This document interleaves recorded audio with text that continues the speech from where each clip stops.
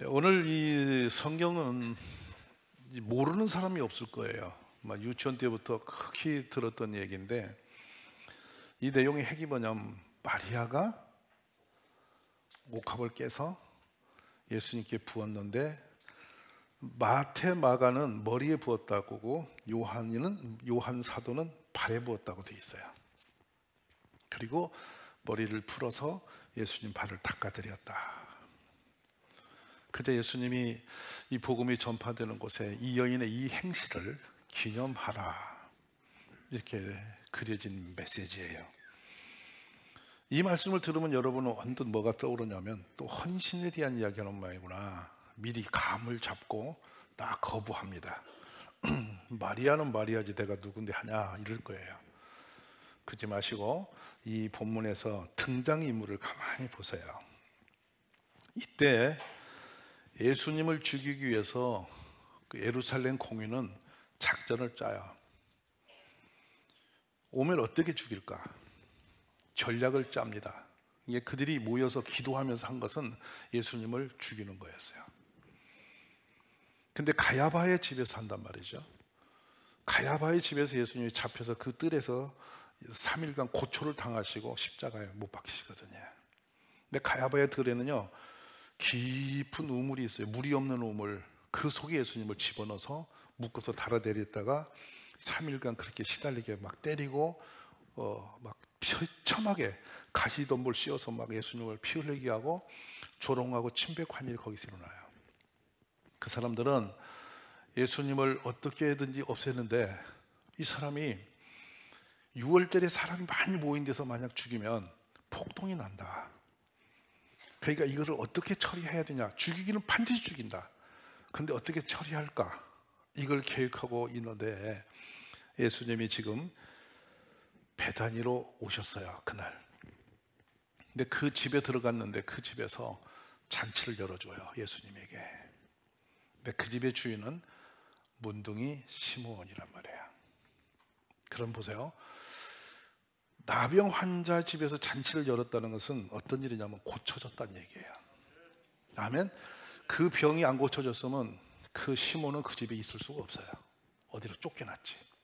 근데 예수님이 그 집에 왔고, 그 집은 예수님 오시니까 너무 좋아서 감사해서 나병을 고쳤으니까 잔치를 열었다는 거예요.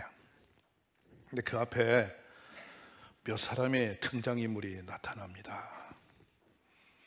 뭐라고 성경이 기록하냐면 12장에서 1절을 보시면 자, 한번 볼까요? 6월절 엿새 전에 예수께서 베다니에 이르시니 이곳은 예수께서 죽은 자 가운데서 살리신 나사로에 있는 곳이라. 그런데 2절 봅니다. 거기서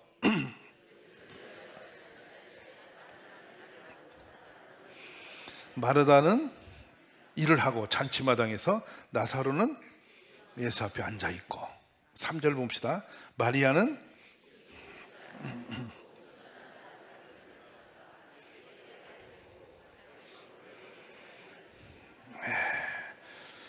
그냥 4절에 가면요, 또 등장인물이 바뀝니다. 제자 중 하나로서 예수를 잡아줄 가룟 유다가 말하되 5절에 이 향유를 어찌하여 300데나리온에 팔아 가난한 자에게 주지 아니하겠느냐, 이렇게 하는데 6절부터는 저자인 요한이 그 사람이 어떤 인간인지를 써줘요. 자, 봅시다. 6절 7절 이렇게 말하는 것은 가난한 자들을 생각한 것이 아니요 그는 도둑이라 돈깨를 맞고 거기 넣은 것을 훔쳐갑니다. 7절 예수님이 나타나십니다. 예수께서 이러시되 그러면서 8절의 말씀을 내려놓으시죠. 가난한 자들은 항상 너와 함께 있거니와 나는 항상 찌 아니하리라 하시니라. 어찌 보면 이 말씀이 참 이렇게 눈물겨운 장면이거든요. 왜냐하면 그 예수님이 이 땅에 오셔서 사람들에게 대접받고 인정받고 사랑받고 이렇게 추대된 적이 없어요. 그래서 이사야서 보면은 그는 이 생김새가 흉측스러워서 사람들이 예수님을 보면은 머리를 흔들면서 눈을 감았다. 아이고, 어찌 이렇게 끔찍하게 생겼냐? 이렇게 해서 사람들이 도망쳤다. 오늘 영화를 보거나 혹시 여러분이 그림이나 뭐 이렇게 보면은 예수님이 멋있어요. 멋진 사람으로 나와요. 근데 실제는 끔찍했다는 거예요. 사람이 겉모습이 중요해요, 안 중요해요? 양심껏 말해요. 중요해요, 안 중요해요? 이게 있었대요. 그 면접 시험관들을 세워놓고 미모 수준으로 순서로 쭉 10명을 세워갖고 점수를 매겼대요. 그때 면접관들이 점수를 매긴 것이 어떤 순서를 매길게요? 실력? 아니었다는 거예요. 미모 순서로 점수가 나오더래요. 그래서 얼굴 이쁜 사람은 그 얼굴로 한몫을 해. 맞아, 안 맞아? 이게 밑살 맞은 사람은 그냥 괜히 미운 거야. 그러니까 미움을 당하는 거야. 근데 예수님이 이 땅에 오셔서 미움만 당하는 거야. 아주 천하게 얕보고.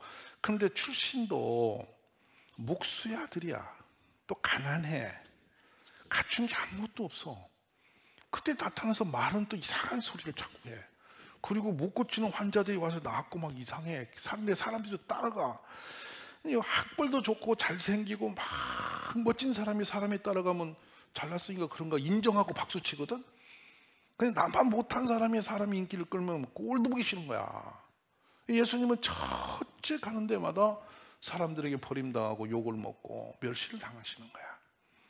근데 여기서 한 가지 있어요. 왜 예수님은 그렇게 못난 모습으로 오셨을까요? 왜 그렇게 마음껏 할 수 있는 분인데 좀 아람드롱처럼 멋지게 나타나셔서 막 이렇게 푸른 눈에 막 그렇게 그냥 반짝반짝 빛나게 오셨으면 얼마나 좋고, 오실 때도 하필은 목수집에 오셔 그냥 구름 타고 막 천사 나팔소리 울리면서 착 오셔갖고 막 하늘이 열리고 빛이 막 임하고 막 천사 소리 듣고 딱 오시면 와 메시아다 이럴 낀데 뭘로 마국간 태어나가지고 그렇게 못생겨가지고 목수집에서 가난하게 살아갖고 느닷없이 나타나냐 이거야. 왜 그랬어요? 성경 전체에서는 그 메시지를 이사야서부터 계속 풀어주세요. 우리의 허물과 죄를 덮어씌워서. 아멘. 가장 악하고 가장 더럽고 가장 못나고 가장 추한 것을 다 덮어씌워서 그 죄인들의 허물과 죄를 짊어져서 세상에서 돌을 맞고 매를 맞고 처참하게 죽임을 당해서 우리의 죄를 대신 짊어지고 가게 하시기 위해서 우리를 사랑하신 아버지 하나님이 아들에게 그 죄를 다 덮어씌워서 내보내신 거야. 아멘. 흠모할 것이 없는 사람이에요. 어디를 봐도 좋은 모습이 보이질 않아요. 그러니 예수님 자체로서는 얼마나 힘이 들었겠냐고. 그런데 그 모습으로 지금 예수님은 혼자만 아는 거야. 아무도 몰라. 다음 주에 십자가에서 찢어져 죽이심 당하는 거야. 지금 그 길을 향해서 오늘 금요일 날 이 베다니의 시몬의 집에 오셔가지고 이제 그곳에 와서 잔치가 열리니까 거기 계시는 거야. 근데 토요일 날 이제 잔치가 쫙 열렸어요. 다음 주 금요일 날 죽으심 당해요. 근데 앞전 토요일 날 베다니 시몬의 집에서 잔치가 열렸는데 마르다는 항상 일만 해. 여기 보면 은혜 자리가 안 와. 맨날 일을 해. 교회 오셔도 맨날 몸으로만 고생해. 영적인 뒤로 안 와. 우리 동네 계실까 안 계실까? 여기 지금 교회에 판이 벌려졌어요. 여기 그대로 나타나. 몸으로는 충성한데 영적이질 않아. 마르다 하면 여러분은 영적으로 느껴져? 안 느껴져? 아마 우리가 믿음이 없고 영이 아니라도 이거는 감이 와. 이 사람은 봉사는 많이 하는데 영적이질 않구나.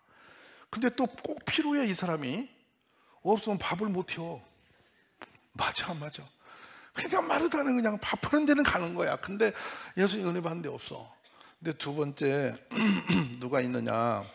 나사로는 예수와 함께 앉은 자 중에 있고 그랬어요. 2절에 지금 나사로는 어떤 사람이에요? 이 사람은 죽었다가 무덤 속에 있다가 나흘 만에 썩어 냄새날 사람인데 예수님이 나사로야 나오라 하니까 걸어왔어. 그러면 본인은 그거 알까 모를까? 알죠. 죽었다 살았으니까 가장 느낌이 클 거 아니야. 여러분 혹시 이제 돌아가서 장례 치는데 살아나왔다면 어찌 생각했어? 그 기적 중에 기적을 하냐. 본인이 그 사람 아니야. 주인공. 맞아 안 맞아? 그러면 예수님 오셨는데 앞에 앉아만 있어. 정상이에요? 비정상이에요? 아니, 대답 좀 해봐. 자기를 살려내신 분이 오셨는데 은혜 받겠다고 쪼그리고 앉아서 은혜 좀 끼쳐보세요 이러고 있다고 지금. 근데 교회에 이런 분이 되게 많아. 은혜는 받았는데 맨날 은혜만 받을 자리가. 근데 본인은 나오는 게 없어. 은혜는 들어가. 근데 은혜는 받았대. 근데 나오는 게 없어. 그거 어쩔 거야 이거? 맨날 그 자리에만 앉아 있는 거야. 비생산적인 인물이야 이 인물이. 그것도 할 일은 아닌 것 같아 아무리 못해도. 맞아 안 맞아? 여러분 이거 인정하면 옆에 보고 그렇게는 안 해야죠. 인사 좀 해봐. 은혜를 받아서 은혜 값을 해야 할 거 아니야. 아멘이에요? 근데 오늘 또 그 지금 기가 막힌 때 예수님은 기가 막혀서 가시는데 턱 붙이고 앉아서 말씀이나 해보세요. 은혜는 받겠습니다. 이러고 있는 거야. 참 기가 막히잖아. 그런데 그 여동생은 예수님 모습을 볼 때, 전날 오셨는데 그 모습을 볼 때 가슴에 맺힌 게 있는 거예요. 아스팔트 길이 아니에요. 예수님 자갈밭 험한 길, 지금처럼 구두도 아니에요. 이렇게 판자로 묶어서 걸어든 그거 신고 오신 거예요. 그러니까 이 발에 먼지와 험하죠 발이. 그래서 손님이 들면 반드시 물을 떠서 발을 씻고 들어가도록 모시는 거예요. 에이야, 주인이 물을 안 주면 발 씻을 수가 없어. 근데 예수님이 그냥 그 베다니 시몬의 집에 그냥 들어가 계신 것을 마리아가 본 거란 말이에요. 이건 그랬을 거라는 거 성경은 없는데 그 상황이 없이는 이 일이 안 일어난다는 거예요. 마리아의 눈으로 보니 너무 마음이 아픈 거야. 우리 예수님이 누구신데 우리 죽은 오라비도 살리시고 그렇게 훌륭하신 선생님이신데 선생님이 저렇게까지 대접을 받아도 되겠나? 이 생각이 가슴에 울려온 거예요. 그러니까 어떻게 우리 예수님을 좀 잘해드려야 되겠는데 어떻게 해드려야 될까? 막 그걸 아마 고민 없어 했을 거라. 근데 자기가 갖고 있는 가장 좋은 나드 옥합 향이 있었던 거예요. 이걸 가지고 우리 예수님 발이라도 가서 차라리 씻겨드려야 된다. 그게 마리아의 신앙인 거예요. 그 마음이 거의 쏠린 거야. 그러니까 집에 가서 그 옥합향을 품고 달려와서 그 잔치를 열고 예수님이 저 중앙에 초라하게 앉아 계시는데 그냥 달려가서 예수님 머리에 그냥 옥합을 깨뜨려서 부어버리는 거예요. 무례한 행동입니다. 어떻게 선생님 머리다가 기름 부습니까? 그래서 요한은 이 부분을 내려서 발에 부었다고 말을 하고 있어요. 어쨌든 옥합향은 깨졌고 예수님께 부어지고 그것만도 과분하고 놀라운 일인데 이 여인이 머리를 풀어서 그걸로 예수님 발을 닦아드리는 거예요. 걸레와 수건이 아닌 자기 머리카락을 풀어서 예수님 발을 닦아. 그래서 향을 뿌려놓고 그걸 닦아드릴 때 예수님이 평소 같으면 피하실 분 아닙니까? 어떻게 발을 머리다 맡겨서 닦으라고 그래요? 근데 예수님 그걸 그대로 받으신단 말이에요. 저는 이게 마리아의 진심 어린 은혜의 고백이라고 믿어요. 참 어찌 보면 머리와 수염은 사람의 권위의 상징이에요. 그래서 나시리는 머리에 칼도 가위도 되지 못하게 했어요.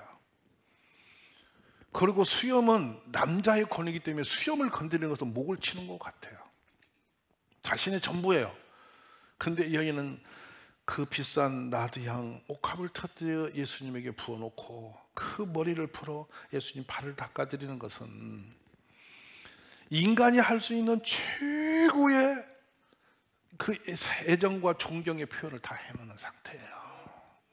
얼마나 놀라워요. 그 은혜 안에 향기가 온 집에 확 퍼지는데 그 향기로운 그 자리에서 한 사람이 열받았어요. 화가 났어요. 왜 화가 났냐면 그 비싼 것 때문에 1년의 노동자의 봉급으로 다 모아야 사는 항이에요. 300데나리온. 하루 일감이 데나리온 1이에요. 그럼 300일 일해서 받은 삭을 가지고 가야 사는 비싼 향이라고. 근데 이 사람이 뭐라고 이제 핑계를 대면서 욕을 하냐면, 이걸 팔아서 가난한 자들에게 주면 얼마나 많은 사람이 도움이 되고 유익을 얻는 걸, 그걸 갖다 부어버린다? 저게 제정신이냐? 이래가지고 막 성질을 내고 그걸 꾸짖는 거예요. 그러니까 예수님이 보다 못해서 야야 이거 하는 일을 내버려 둬라. 그래서 뭐라고 말을 딱 꺼내시냐면요, 여기 아무도 알아듣지 못한 말을 꺼내세요. 얘는 내 장례식을 예비하는 거다. 예수님은 아시기 때문에 그 말씀을 하셨고, 듣는 이에게 뭔 소리인지 어리둥절했어요. 그런데 이건 신학적으로 보면 두 가지 의미를 갖는 거예요. 예수 그리스도세요. 그리스도는 이 히브리 말로 메시아예요. 이 메시아는 해석을 우리 뜻으로 하면 기름을 부음 받은 자예요. 예수님은 기름 부은 자라는 것을 하나님은 그렇게 표현을 하게 하신 거고, 아멘. 그리고 그건 예수님의 장례 때 향을 부었거든. 그 일을 미리 예비하여 한 일이 되어버린 거야. 자 봅시다. 마리아가 지금 이 예수님 오신 시몬의 집에서 이 일을 수중 들고 가서 옥합을 깨뜨린 것을 신학적으로 알고 했나요? 이게 예수님 장례를 예비하는 거면 메시아 그리스도심을 인정하는 일인 줄 알고 했나요? 전혀 아니에요. 우리 신앙인들이 살아가면서 여러분, 뭔지는 모르는데 나에게 시련도 있고 아픔도 있고 상처도 있고, 뭔지는 모르지만 누가 불러서 어떤 봉사도 시키고, 뭔지는 모르지만 전도도 할 수 있고, 언젠가는 와서 청소도 할 수 있고, 약한 사람이 가서 구제도 할 수 있고, 다양한 일들을 할 수가 있어요, 우리들이. 그러잖아요? 근데 그 일이 신학적으로 어떤 무엇이 되고 이렇게 역사적으로 되어는 프로그램이 이해되어서, 성경이 이해되어서 거기에 맞춰서 사는 사람은 한 명도 없어요. 근데요, 그냥 은혜 받은 대로 가서 살다 보니 그게 성경적이 되어버리고, 살다 보니 그곳에 그 일이 하나님이 하신 일이 되어버리고, 나도 모르게 가서 섬기고 오니까 하나님이 시키신 일이 되어버리고, 지난날 열매 과거를 돌아보니 그 일이 하나님이 하신 일이었구나, 이것이 느껴지게 되는 거, 이것이 마리아의 삶과 같은 거예요. 여러분이 이렇게 예배드리며 찬송하며 또 이웃을 전도하며 봉사하며, 때로는 남모르게 엎드려서 기도를 하며, 때로는 어디 가서 수고하고 봉사하며, 모든 일들이 내 삶의 육신의 한 장에서 그냥 신앙생활이 때문에 그냥 허덕이고 가는 것 같지만, 돌아보면 그 일이 하나님이 계획하심이라는 거야. 그 일이 축복된 일이었다는 거야.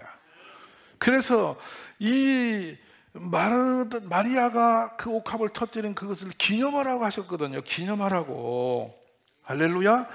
이렇게 기념하라고 하신 이유가 뭐냐면, 그냥 아따 옛날에 그 베다니의 시몬의 집에서 예수님 오셨는데 마리아가 옥합을 깼다네, 비싼 거 깼다네, 이걸 이렇게 머리로 기억해서 이야기를 하라는 얘기가 아니에요. 이 기념하라는 것은 그걸 바라보면 너희도 그와 같은 삶으로 살아내라, 잊지 말고 그렇게 해봐라, 이렇게 하는 거예요.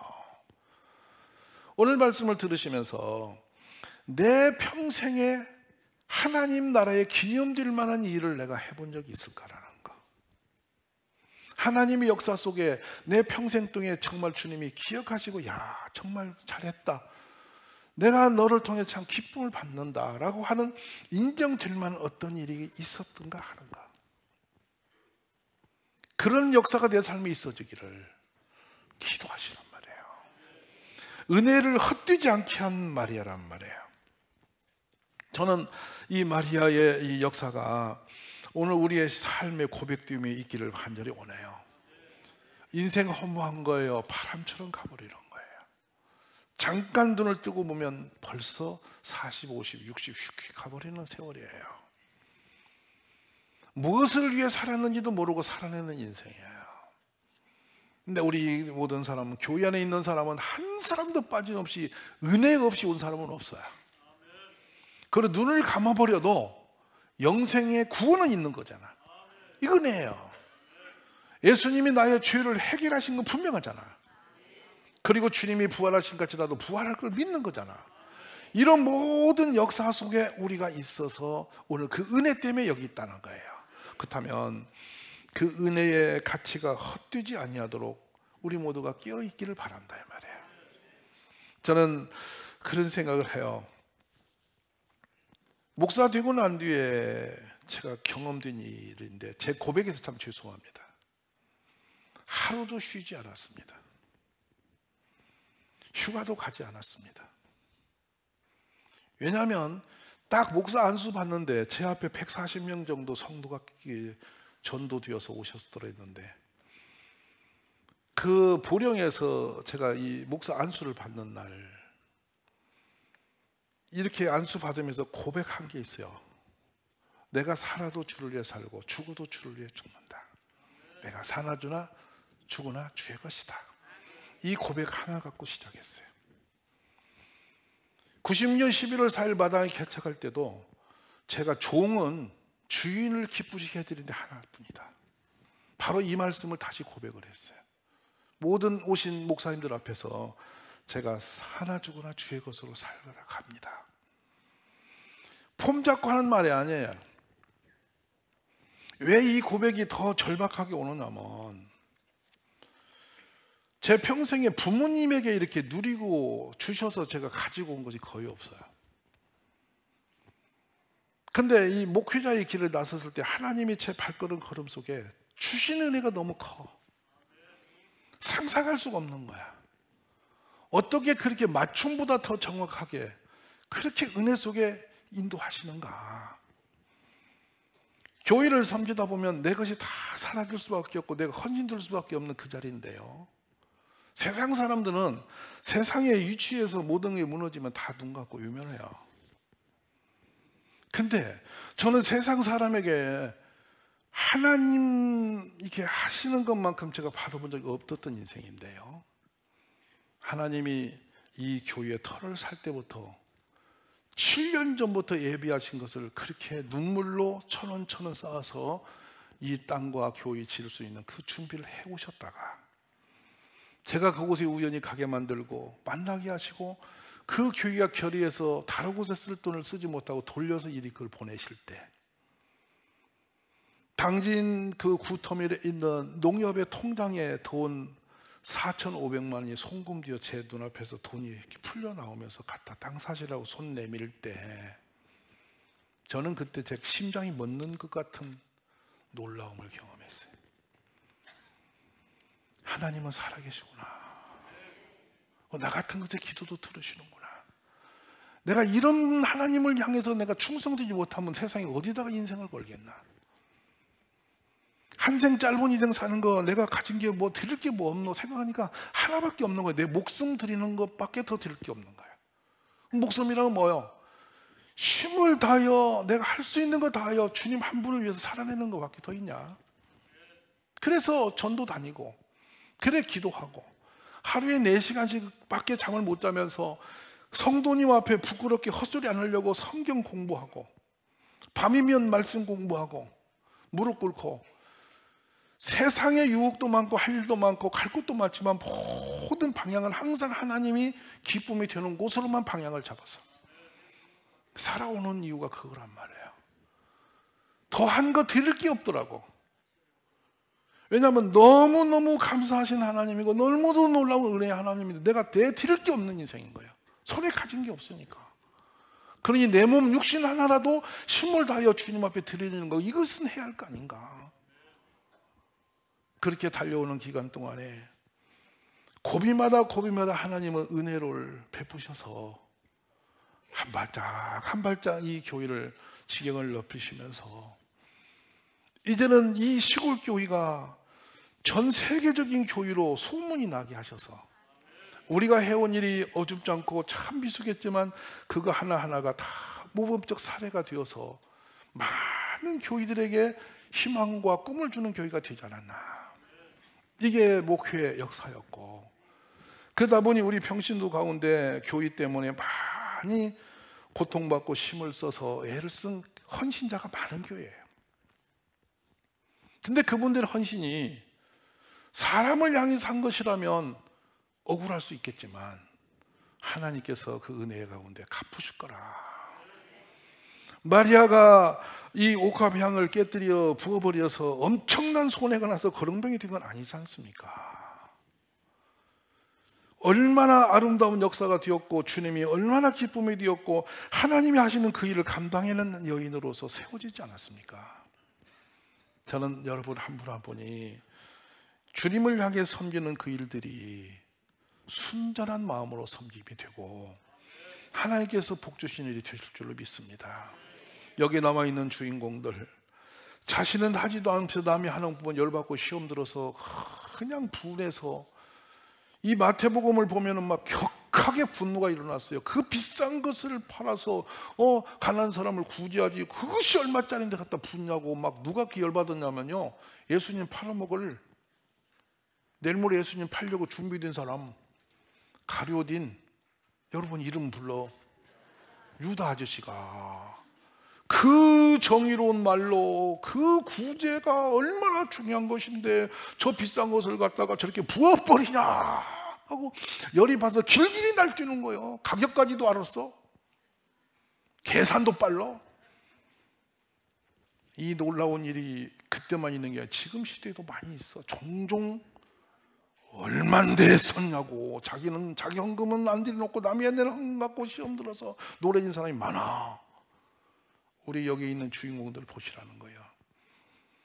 나병 환자 시몬은 잔치를 열었고 죽었다 살았던 나사로는 앉아서 은혜 받으려고 앉아있고, 그의 누이 동생 마르다는 부엌에서 밥을 짓고 잔치 준비를 하고, 여동생 마리아는 옥합을 갖다 깨서 예수님께 부어드리고 머리로 예수님을 닦아드리고, 한 사람은 쳐다보다 열받아가지고 지금까지도 열받아 있는, 이게 현재 진행형이에요. 그러고 있는 거예요. 여러분 번호 매기면 몇 번을 찍어서 가실래요?